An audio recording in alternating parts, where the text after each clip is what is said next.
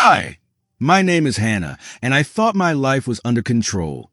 I'm a doctor, and I deal with emergencies every day. I always thought I could handle anything. But one Sunday morning, my life turned upside down. It started in my own house. Nathaniel, my husband, and his mom, Sylvia, were in the kitchen. I was walking by when I heard them talking. I stopped and listened because something didn't feel right. She's too busy with work, Nathaniel, Sylvia said. Hannah loves being a doctor, but she needs a baby. It'll make her happy and give her something else to focus on. Mom, I know, Nathaniel said. His voice sounded unsure, like he wasn't fully on board. But maybe we should give her more time. She said she's not ready. You're not getting younger, Nathaniel, and neither is she, Sylvia said firmly. I've been switching her birth control pills with inactive pills. She'll get pregnant soon and she'll be happy. Trust me. Everything will work out. Hearing this, I froze. My hand flew to my mouth to keep from gasping. My heart started pounding, and the room felt like it was spinning. I leaned against the wall to keep from falling. They'd been messing with my pills. For 4 months, Sylvia had been secretly switching them, and Nathaniel had let her. They wanted me to get pregnant without my knowledge or consent. What if she finds out? Nathaniel asked nervously. She won't, Sylvia said confidently. Doctors are terrible at checking their own medicine. Once she's pregnant, she'll be too happy to care. Deep down, every woman wants a baby. I felt sick. Every part of me wanted to rush into the kitchen and yell at them. I wanted to scream about how wrong they were, but something held me back. Maybe it was shock, or maybe it was because I'm a doctor and always try to think before acting. Instead, I turned and quietly walked away. My hands were shaking as I grabbed my car keys. I needed to get out of there. I needed to think and breathe.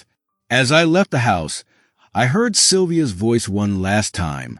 Sometimes we have to make tough choices for the people we love. Her words rang in my ears as I drove away. I didn't know where I was going, but I couldn't stay there. For the next 4 days, I stayed at my best friend Lydia's apartment. She let me use her guest room and said I could stay as long as I needed. But I knew I couldn't hide forever. I had to go back and face Nathaniel. When I walked back into the house, Nathaniel was sitting in the living room. It was dark, and he looked worried. "Where have you been?" he asked softly. "I've been calling you nonstop. I've been thinking," I said, setting my bag down. "But the real question is, why did you and your mom think it was okay to mess with my birth control?" Nathaniel's face turned pale. He stood up, looking nervous. "Hannah, I can explain. Can you?" "I'd love to hear how you thought it was okay to trick me into getting pregnant," I said. My voice was calm, but I was furious inside. "Mom's been relentless," Nathaniel said, running a hand through his hair. "She keeps talking about family, about time running out. Every day. She shows me pictures of my cousin's kids and says we're falling behind.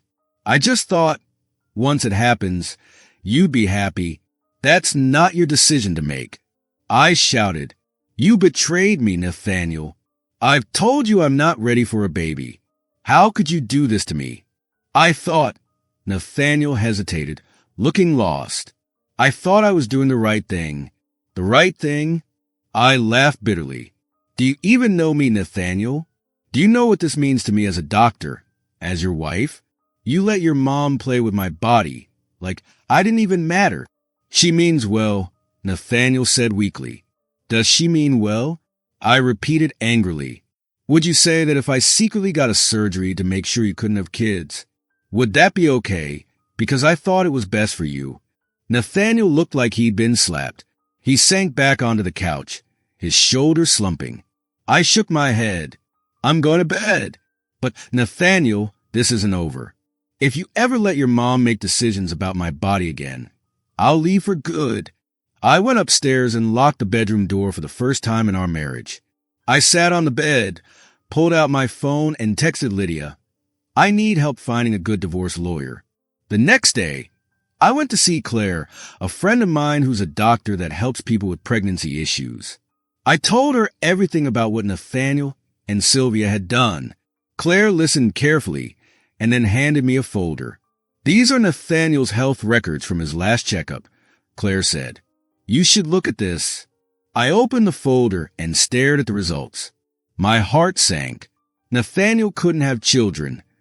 He had a condition called azoospermia, which meant he had 0 sperm. "Does he know?"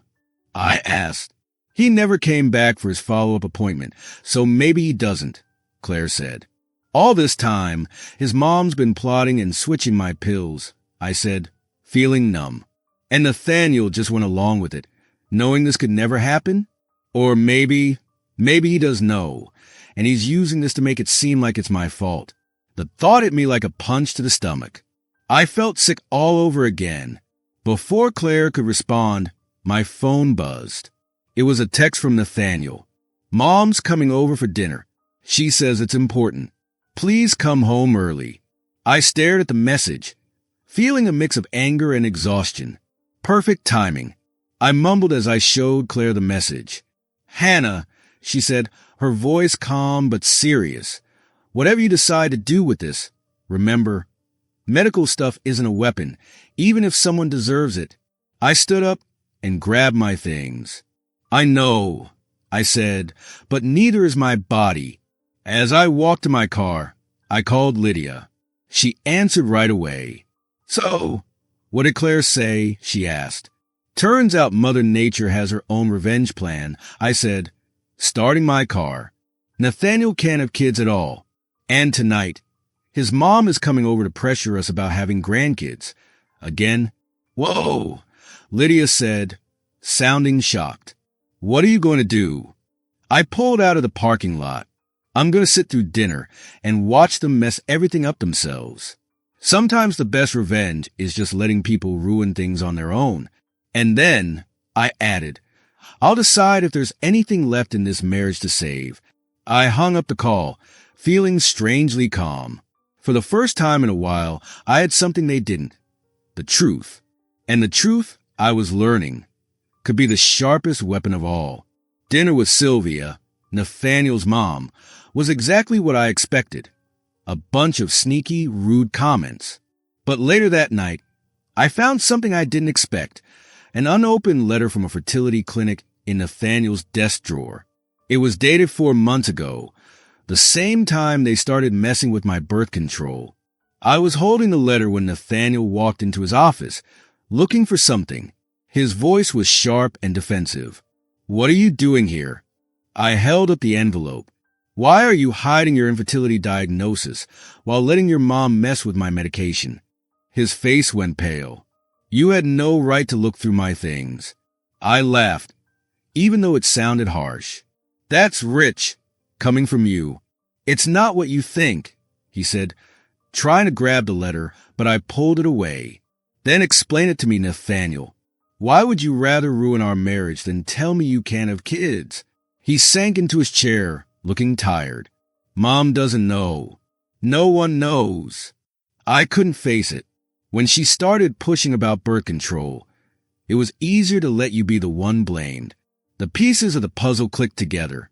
"You let her make me look like the selfish wife who won't have kids," I said. "That's not fair." "Save it," I said, pulling out my phone. "Look, I just accepted a temporary job in Seattle.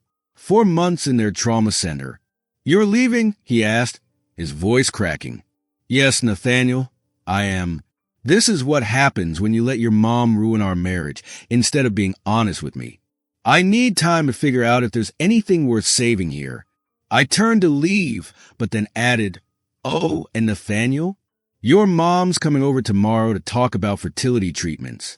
Good luck explaining this one." I left him sitting there, defeated, and my phone buzzed again. It was Lydia. "Guest room ready if you need it," her text said. "Thanks," I replied. But it's time I learned to stand on my own. For the first time in weeks, I felt like I could breathe. Sometimes, the hardest chains to break are the ones we make for ourselves. And I was ready to break free. 2 weeks before my Seattle job started, Nathaniel surprised me at the hospital. He was waiting near the nurse's station, holding an envelope. "I got the Denver job," he said. "Senior project manager. They want me to start next month." I kept my face calm as I continued working on my patient charts. "Congrats. Come with me," he said, stepping closer. "We can start fresh. No more mom. No more pressure. Just us." "Running away won't fix what's broken, Nathaniel," I replied. "Neither will you going to Seattle," he said quietly. He put the job offer on my desk. "This is our chance. Mom won't even know where we've gone." "Until what?" I asked, looking up. "Until you hide your problems long enough to pretend everything's fine." A nurse walked by, and we both fell silent. Through the window, I saw an ambulance arrive.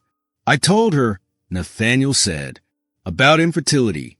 She cried, saying we could look into adoption or donors. He let out a bitter laugh.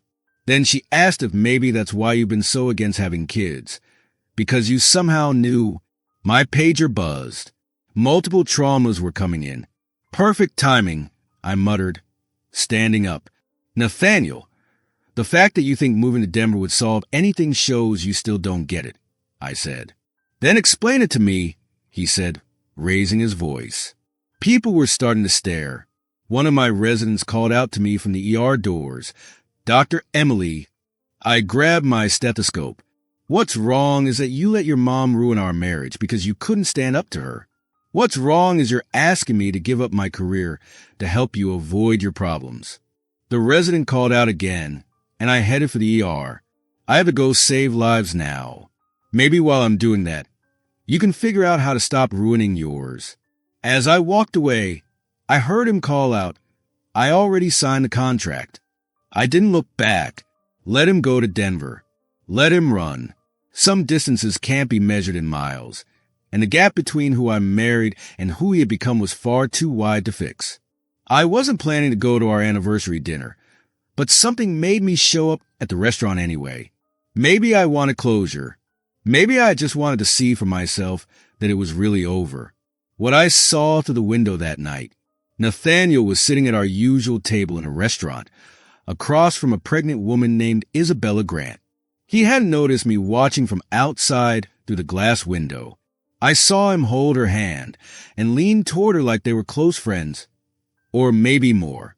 My wedding ring suddenly felt heavy and hot on my finger. I walked inside, the little bell above the door ringing to announce me. Nathaniel looked up quickly, his face turning pale. He pulled his hand away from Isabella's, like he had been caught doing something wrong. "Hannah," he said nervously, "this isn't what it looks like. I can explain." Isabella, holding her belly protectively, added, "Dr. Emily, I'm sorry we weren't." I held up my hand, stopping them both from saying more. The restaurant became quiet, with people pretending not to stare at what was happening. I looked directly at Isabella and asked, "How far along are you?" She glanced at Nathaniel before answering softly, "For months." I did the math in my head. That was right around the time Nathaniel's mother, Sylvia, had messed with my birth control pills. Suddenly, everything made sense in a painful way. "Congratulations," I said, trying to keep my voice calm, even though my heart was racing. "I hope you'll both be happy in Denver." "Please." Nathaniel stood up, reaching for me. "Let me explain." "Explain what?" I asked, stepping back. "How do you let your mom pressure me into having kids while you got someone else pregnant? Or how you're leaving for Denver because you know your mom will never forgive you for this?" Isabella's eyes widened. "You haven't told your mother?" I laughed bitterly. "Oh, Nathaniel's told her plenty, just not about you." "Hannah, stop." Nathaniel begged. "No, you stop." I pulled off my wedding ring and put it on their table. "I'm done being the bad guy in your story. I'm done being the wife you blame for everything. I'm just done." As I turned to leave, Isabella called out, "He told me you were separated." I stopped at the door and looked back one last time. "We are now," I said and left. As I walked to my car, My phone buzzed. It was a text from Sylvia, Nathaniel's mom. Nathaniel says you're being unreasonable about Denver. Call me so we can talk about this like a family. I deleted the message. Nathaniel could explain everything to her himself. I wasn't going to keep his secrets anymore. For weeks later, I was working in the emergency room when Isabella showed up with pregnancy problems. Out of all the hospitals she could have gone to, she came to mine. Dr. Emily, she said softly when I walked into her room. I can ask for a different doctor. I took an oath, I replied, meaning it was my job to help her, no matter what. I checked her vital signs and noticed something wasn't right. Your blood pressure is too high, I said. Just then, Nathaniel rushed into the room, his face full of worry. He ran straight to Isabella's bed. What's wrong? Is the baby okay? I'm calling another doctor for a second opinion, I told them, pressing the button for help. A few moments later, Dr. Claire came into the room. Perfect timing, I said, handing her Isabella's chart. Claire looked at the papers and noticed Nathaniel's name. I could see her understanding what was going on. She studied the test results carefully and said, "We need to run more tests because of the father's medical history." What medical history? Isabella asked nervously. I could see Nathaniel realize what was happening. His face turned red and he started to stammer. Hannah, don't. But Claire spoke calmly and professionally.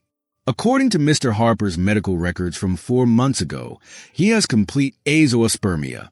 That means he cannot have children. The room went silent except for the beeping of Isabella's heart monitor, which started to go faster. That's impossible, she whispered, looking at Nathaniel. Nathaniel? Nathaniel just stood there, opening and closing his mouth, but no words came out. I'll order the tests. Claire slipped quietly out of the room. Nathaniel stood there, staring at me. You knew, he said. You knew and you didn't tell me. Just like you didn't tell me about Amelia. I stayed calm. Like how you didn't tell Amelia about your problem having kids. Or how you didn't tell your mom about your pregnant girlfriend. Stop! Amelia cried, tears running down her face. Her heart monitor started beeping louder. Nathaniel, leave, I said, trying to sound like a doctor. Her blood pressure is too high. You're making it worse. This isn't over, Nathaniel said as he backed out of the room. It's been over since you let your mom mess with my medicine, instead of admitting you couldn't have kids, I said. After he left, I adjusted Amelia's medicine. Call the real dad, I told her. She's going to need him. Amelia grabbed my arm. I didn't know about any of this. I swear. I gently moved her hand. I believe you, Amelia. But right now, you need to stay calm for your baby. The rest? That's Nathaniel's problem now. The monitor beeped steadily as I checked her again. Each beep felt like the end of one life and the start of another. Sometimes, the best revenge isn't about fighting back. It's about stepping aside and letting the truth do its job. 6 months later, I got a letter from Denver. It was from Nathaniel. His handwriting was easy to recognize, but I didn't open it for 4 days. When I finally read it, he wrote, "The job in Denver didn't work out. No one wants to hire someone whose drama made the news. Mom hasn't spoken to me since she found out about Amelia. You were right. I spent so much time avoiding the truth that I forgot how to face it." I folded the letter and looked around my new office at Seattle Grace Hospital. What started as a temporary job had become permanent after I helped set up their trauma program. Sometimes, life pushes you to make the choices you need to make.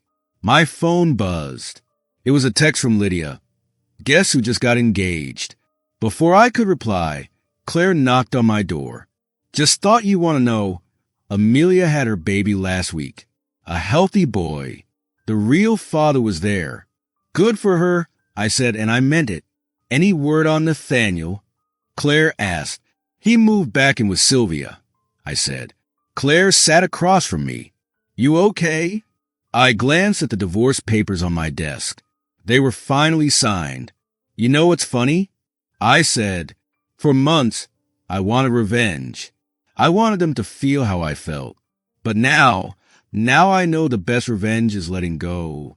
I held Nathaniel's letter. He says he's sorry and that he understands now what he lost. But he's not really sorry for what he did, just that his plan didn't work. And Sylvia still sends emails about how I'm throwing away a good man. I laughed softly. Last week, she wrote that she found a doctor who could help Nathaniel have kids if I took him back. Some people never learn, Claire said. No, I agreed. But I did. I stood up and grabbed my lab coat. Come on, we've got rounds.